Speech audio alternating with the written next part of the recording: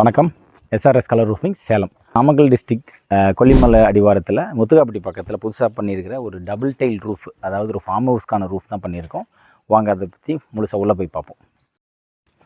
நம்ம நாமக்கல் டிஸ்ட்ரிக்ட் ஆக்சுவலாக கொல்லிமலையிலையும் நிறைய ப்ராஜெக்ட்ஸ் பண்ணியிருக்கோம். கொல்லிமலையில் சுற்றிலும் நிறைய ப்ராஜெக்ட் பண்ணியிருக்கோம். இந்த ப்ராஜெக்ட் பொறுத்த வரைக்கும் இங்கே பக்கத்தில் ஒரு 2 கிலோமீட்டரில் நம்ம 5 வருஷத்துக்கு முன்னாடி ஒரு கிளைண்ட்டுக்கு பண்ணி கொடுத்துருக்கோம். இவங்க சாரோட ஃப்ரெண்டு.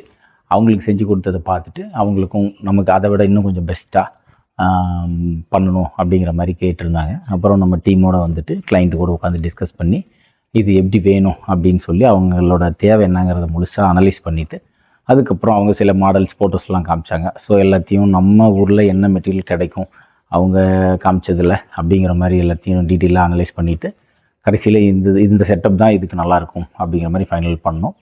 இது பொறுத்த வரைக்கும் பார்த்திங்கன்னா இது ஒரு double tile roof, multi slope இருக்கும். மல்டிபிள் ஸ்லோப்புங்கிறதுனால நாங்கள் வந்து பார்த்திங்கன்னா நார்மலாக கொடுக்குறதுக்கு தாண்டி ஜிஐ கட்டர் கொடுத்துருக்கோம். துரு பிடிக்காமல் இருக்கணும். ரெண்டாவது அவங்களுக்கு சுற்றிலும் தோட்டங்கிறதுனால டஸ்ட்டு இலதலை காற்றுல வந்து செட்டில் ஆகும், மழை பெய்யும், அவங்களுக்கு க்ளீனிங் ரொம்ப டிஃபிகல்ட்டாக இருக்கும்.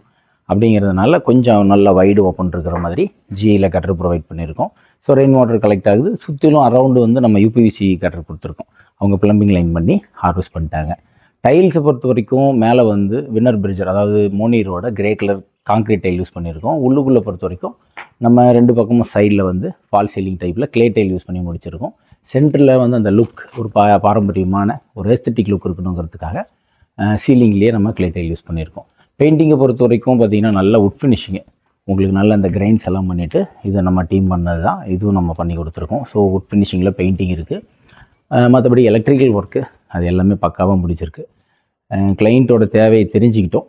நல்லா அவங்களுக்கு என்ன தேவை, அவங்களோட மனசில் என்ன இருக்குதுங்கிறத கேட்ச் பண்ணி டீட்டெயிலாக அவங்களோட சாட்டிஸ்ஃபேக்ஷன் ரொம்ப ரொம்ப இம்பார்ட்டண்ட்டாக பட்டுச்சு. ஸோ நம்ம மற்றபடிக்கு ரெஃபரன்ஸ் இருக்குது, நமக்கு ரெஃபரன்ஸ் இருக்குது. நாமக்கல்லை சுற்றி நிறைய ப்ராஜெக்ட்ஸ் பண்ணியிருக்கோம். இது மாதிரி இது ஒவ்வொரு ப்ராஜெக்ட்லேயும் நாங்கள் ஒவ்வொரு விஷயத்தை கற்றுக்கிற மாதிரி ஒவ்வொரு வேலையும் ரொம்ப லைக் பண்ணி ரசித்து தான் நாங்கள் செய்கிறோம். அதனால் நாங்கள் எதிர்பார்த்த அவுட்புட் எங்களுக்கு மேக்ஸிமம் தவறுதே இல்லை, கிடைச்சிரும். எங்களோட காண்டாக்ட் டீட்டெயில்ஸ் கீழே டிஸ்கிரிப்ஷனில் கொடுத்துருக்கோம். தாராளமாக காண்டாக்ட் பண்ணுங்கள். தேங்க்யூ.